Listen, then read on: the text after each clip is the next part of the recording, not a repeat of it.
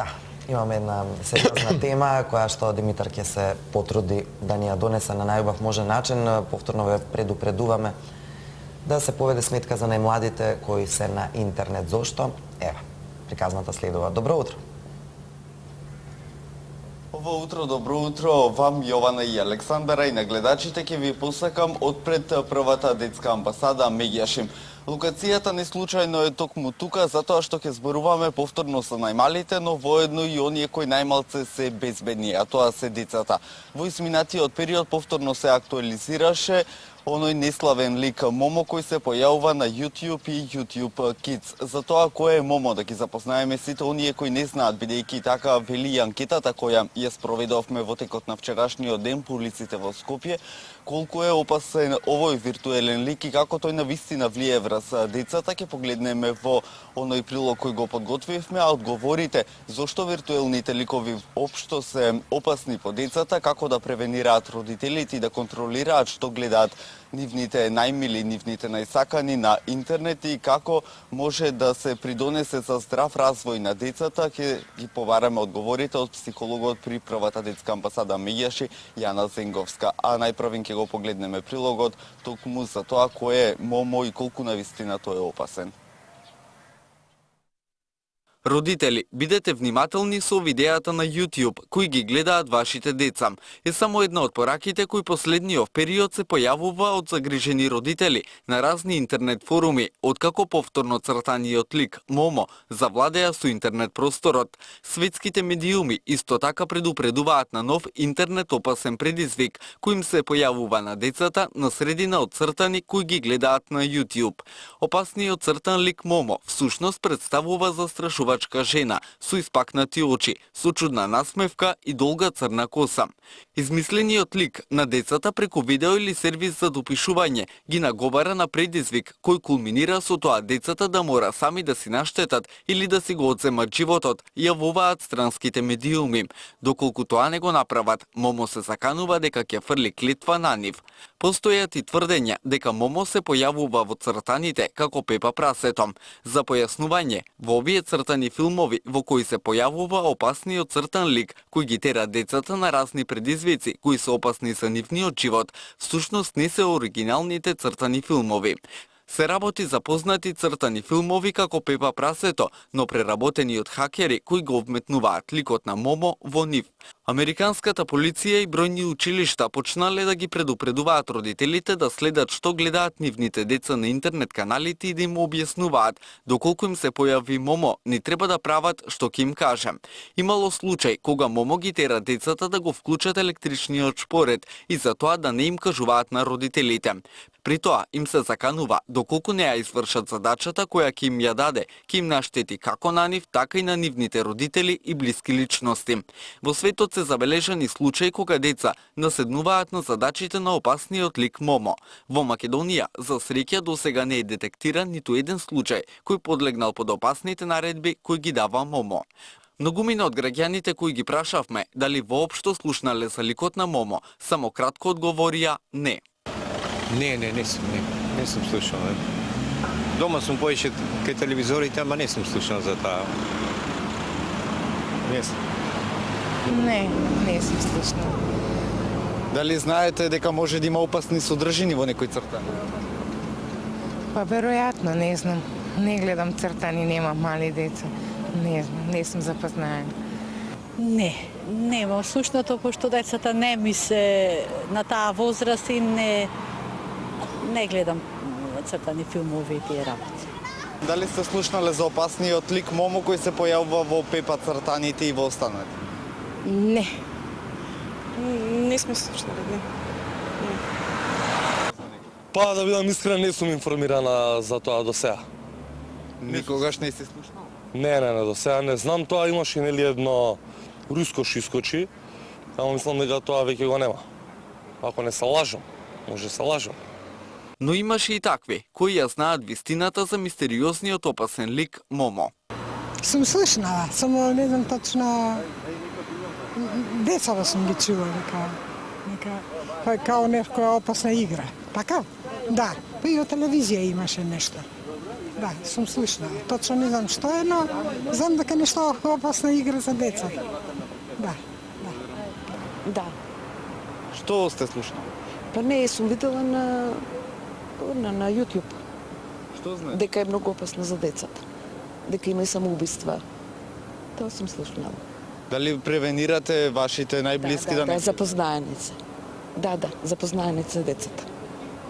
Момо всушност е скулптура која пред неколку години се појави на еден Инстаграм профил, а сега по хакерски пат се најде во преработки на цртани филмови. Имено, како што пренесуваат странските медиуми, непознатиот корисник кој стои зад Момо направил WhatsApp профил. Ако испратите порака, Момо ќе ве одговори со бизарни манипулативни пораки. За сега Момо е активен во Мексико, Аргентина, САД, Франција и Германија, но тоа не значи дека не може преку интернет да стаса до секое едно дете. Токму така накратко слушнавме колку навистина виртуелните игри или во конкретниот случај Момо може да биде опасен и само за појаснување тој и директно комуницира со децата преку различни апликации за комуникација, дали во пишана или видео визуелна форма. Добро утро официјално, Јана, и благодарам пред се што ја прифативте поканата да бидете дел од Јасака Македонија и бидејќи зборуваме на доста важна и актуелна тема. Првото прашање до вас ќе биде колку навистина се опасни виртуелните ликови кои децата секојдневно ги гледаат на YouTube каналите или воопшто било каде на социјалните мрежи, на телевизија, сегде каде што имаат пристап до нив. Добро утро и од мене. Виртуелните игри или цртаните филмови кои што ги гледаат децата се од особено значење.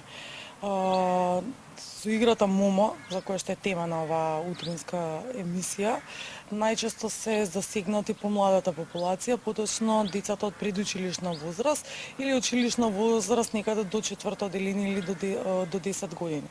Информациите кои што кажуваат дека најнаш излаги на наивните детски цртани, како што е Пепа прасето и некои други кои што децата ги гледаат, личи страшно. Станува збор за хорор лик кој што дава застрашувачки пораки за децата.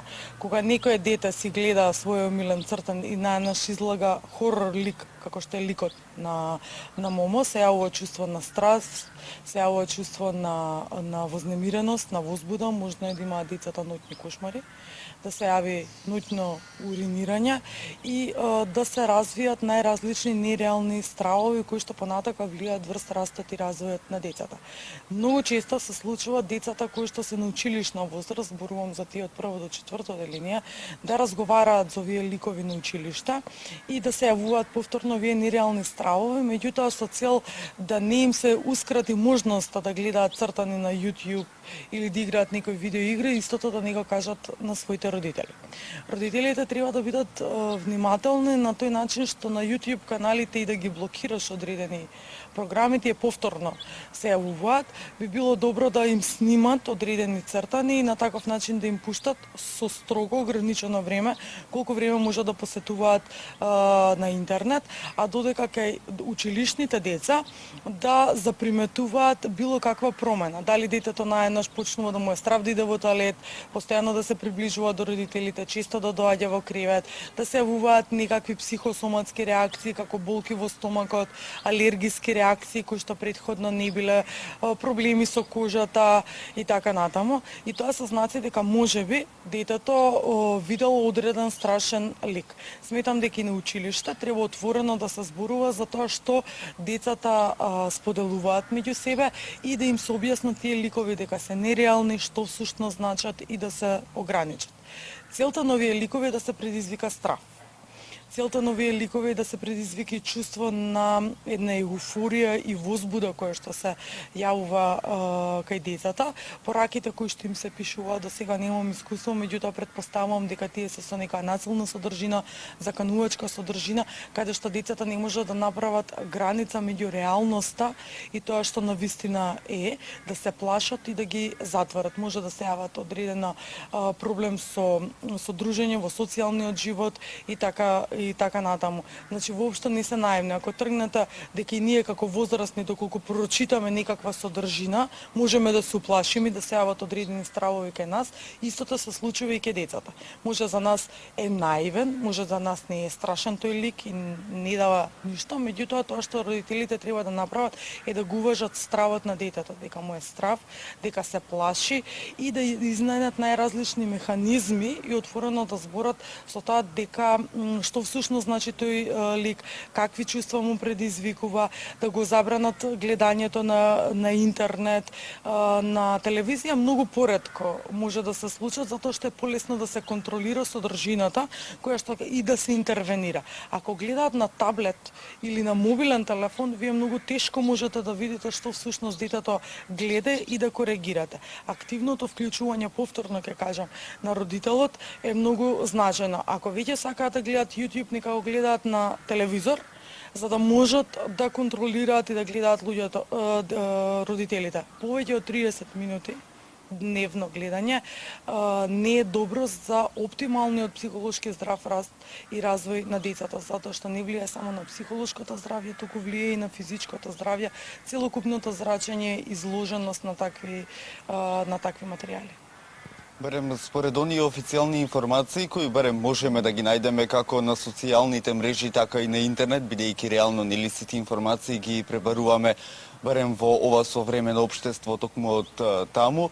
Што е случајот со оние деца веќе кај кои е навлезен стравот? Како да препознаат родителите дека еве во конкретниот случај мому или некој друг лик веќе предизвикал одреден страв? Кои се тие симптоми кои произлегуваат токму од виртуелните ликови? Веќе споменавме дел од тоа, но како некој родител да препознае дека тоа дете подлегнало веќе на такви видеосодржини кои го нарушуваат психолошкиот развој на самото дете.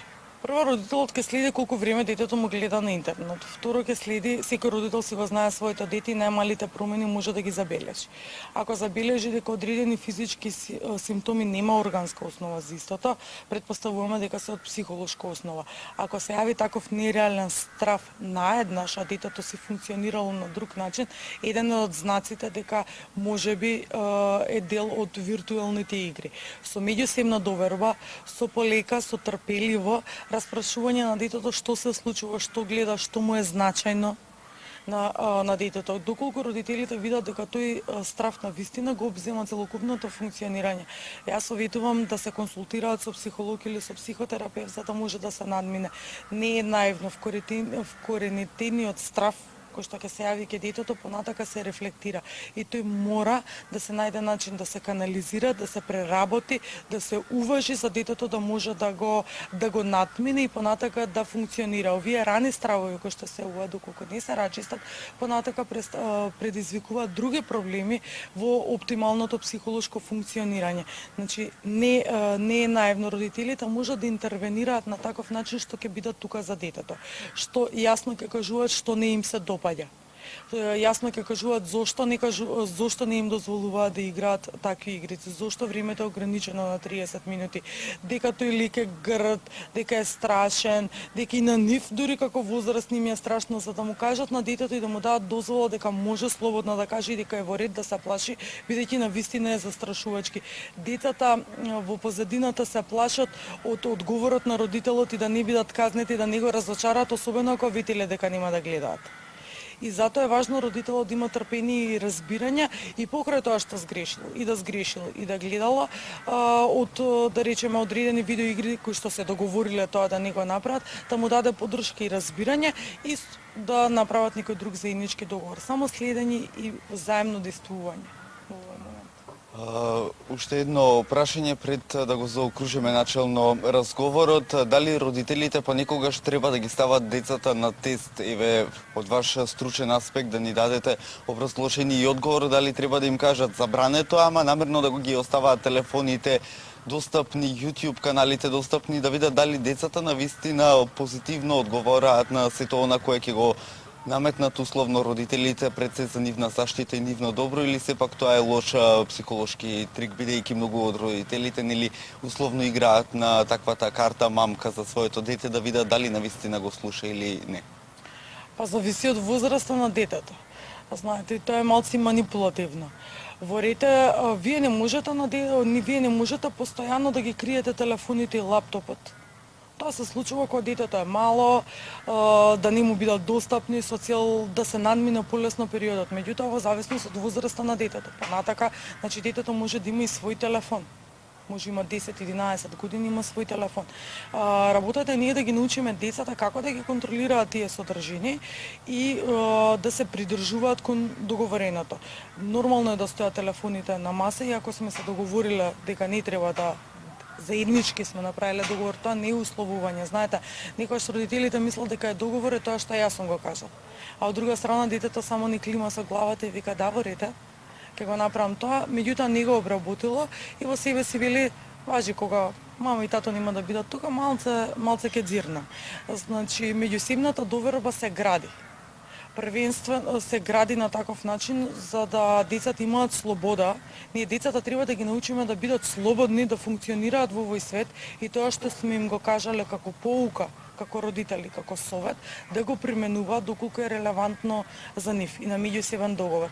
И децата и ние лично да не ги изложуваме, ќе бидат изложени и на телефони, и на мобилни, и на телевизија, меѓутоа докаде ќе биде границата на изложување, ќе кажат и да гледале, ако детето дојде и каже гледав, иако се договоривме дека не треба да гледам и го видов момо и се исплашев, родителите треба да имаат разбирање и да се заблагодарат за тоа што детето било искрено. Тоа значи дека оствариле добра комуникација и кога сгрешило, му верува на својот родител и верува дека семејството е безбедно место да го сподели тоа искуство. Јана, јас ви благодарам на сите овие исцрпни информации. Се надевам дека ќе бидат од корист како и за децата, така и за родителите, но тука си бабите и дедовците кои го поминуваат најголемиот дел од денот со децата. Благодарам на информации. Ви благодарам и на вас. Јована и Александар, накратко, ова се информациите кои ги добивме од првата детска амбасада Меѓаши во однос на тоа како да превенираат родителите или сите оние повозрастни кои се вклучени во тој едукативен процес, неформален се разбира за децата и всушност колку се опасни виртуелните игри во конкретниот случај Момо кој за жал се појавува како на светско ниво, така и на одредени YouTube канали и во Македонија. Студио. Димитар, благодариме за информациите кои што ги сподели со нас утрово. Да, во живо од пред детската амбасада Меѓаши во Скопје, нашиот колега Димитар Бабалков.